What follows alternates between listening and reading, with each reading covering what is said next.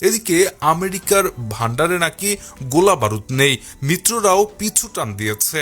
পেন্টাগনের গোপন নথিতে উঠে এলো এক ভয়াবহ দুর্বলতার চিত্র। জেনারেল ড্যান কেইন ট্রাম্পকে সাফ জানিয়ে দিয়েছেন এই মুহূর্তে ইরানে হামলা চালালে মার্কিন সেনাদের জীবন চরম ঝুঁকির মুখে পড়বে।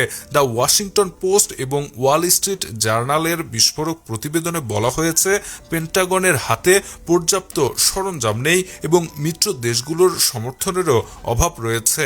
সবচেয়ে আতঙ্কের বিষয় হলো ইরানে একবার হামলা শুরু হলে আমেরিকার নিজস্ব আকাশ প্রতিরক্ষা ব্যবস্থা বা এয়ার ডিফেন্স সিস্টেম দ্রুতই নিঃশেষ হয়ে যেতে পারে। জেনারেল কেইন সতর্ক করেছেন যে ইরানকে দুর্বল ভাবা হবে সবচেয়ে বড় ভুল, কারণ পাল্টাঘাতে মার্কিন বাহিনী লণ্ডভণ্ড হয়ে যেতে পারে।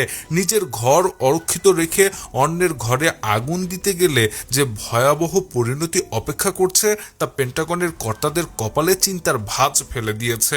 আমেরিকার এই দুর্বলতা ফাঁস হওয়ার পর যুদ্ধের ছক এখন সম্পূর্ণভাবে অনিশ্চিত।